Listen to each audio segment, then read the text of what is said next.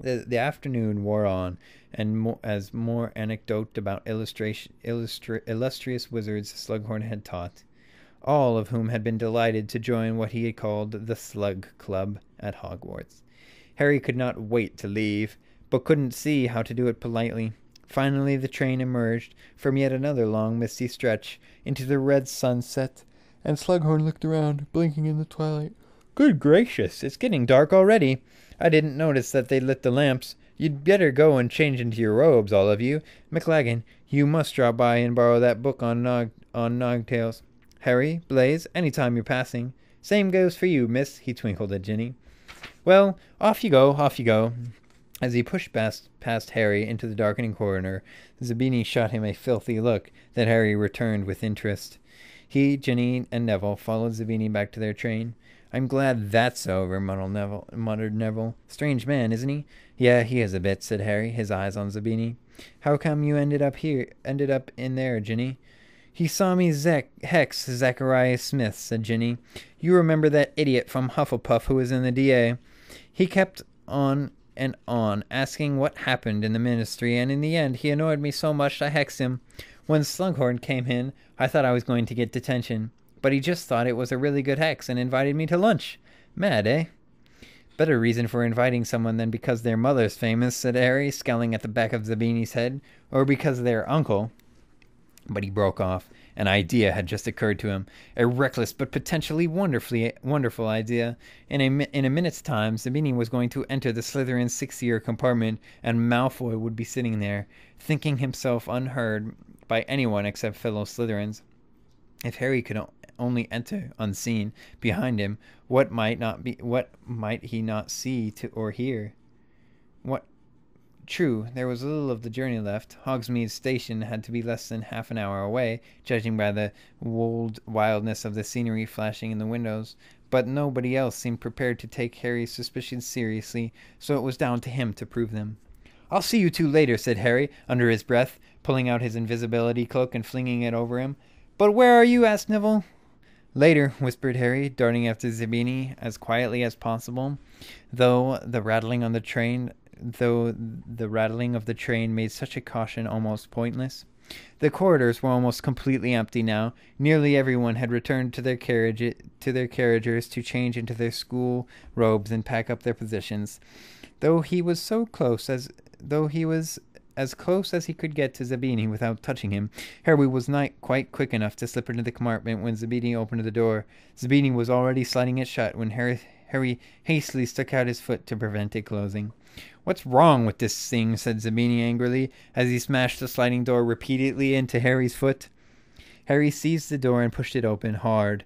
Zabini, still clinging to the handle, toppled over sideways into Gregory Goyle's lap, and in the ensuing ruckus, Harry darted into the compartment, leapt onto Zabini's temporary empty seat, and hoisted himself up onto the luggage rack. It was fortunate that Goyle and Zabini were snarling at each other, drawing all eyes onto them, for Harry was quite sure that his feet and ankles had been revealed as the cloak had flapped around them. Indeed, for one horrible moment, he thought he saw Malfoy's eyes follow his trainer as it whipped upward out of sight. But then Goyle slammed the door shut and flung Zabini off him. Zabini collapsed onto his own seat, looking ruffled. Vincent Crabbe returned to his comic, and Malfoy, sniggering, lay back down across two seats with his head on Pansy Parkinson's lap.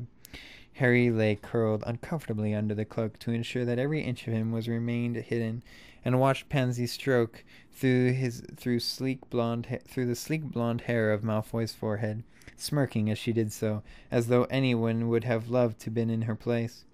The lantern swinging from the carriage ceiling cast a bright light over the scene. Harry could read every word of Crabbe's comic directly below him. "So, Zabini," said Malfoy, "what does Slughorn want?"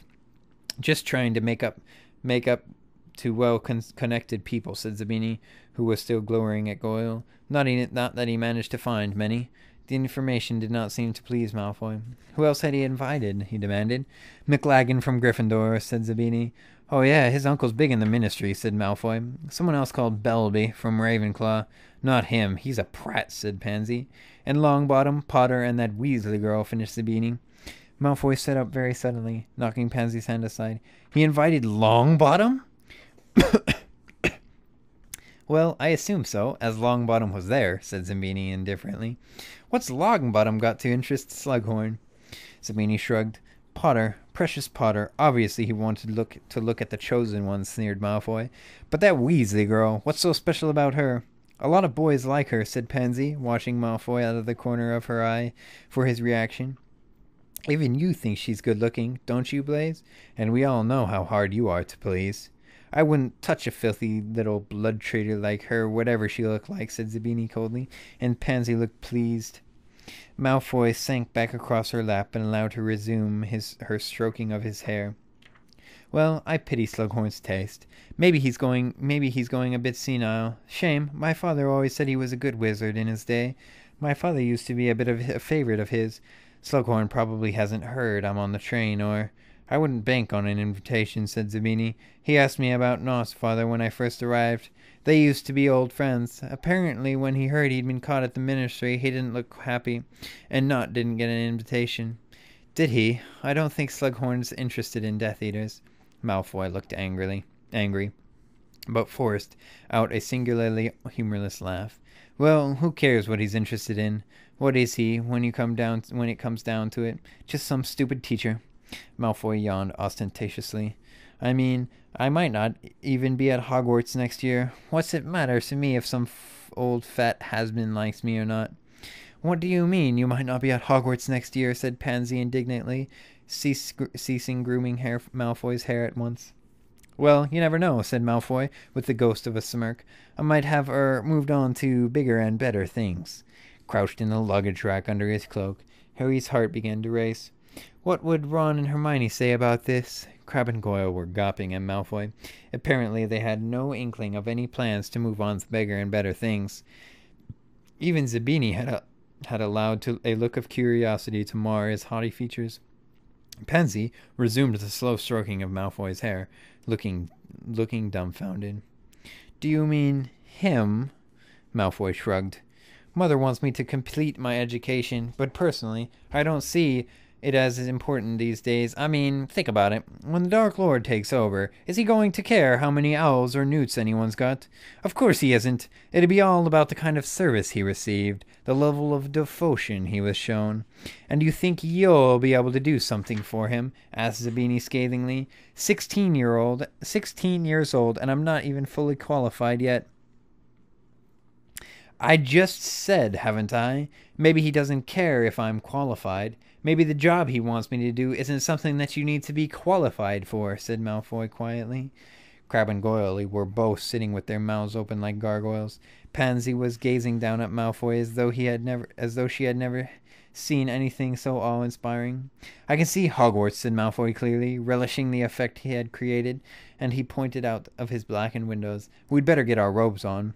Harry was so busy staring at Malfoy he didn't notice Goyle reaching up for his trunk. As he swung it down, it hit Harry across the side of his head, and he let out an involuntary gasp of pain.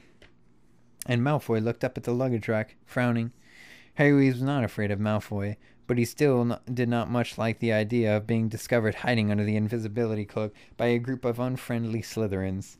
Eyes still watering, and his head still throbbing, he drew his wand, careful not to disarrange the cloak, and waited, breath held. To his relief, Malfoy seemed to decide that it was that he had imagined the noise. He pulled on his robes like the others, locked his trunk, and as the train slowed to a jerky crawl, fastened a thick new traveling cloak around his neck. Harry could see the corridors fill up again, and hoped that Hermione and Ron would take his things out onto the platform for him.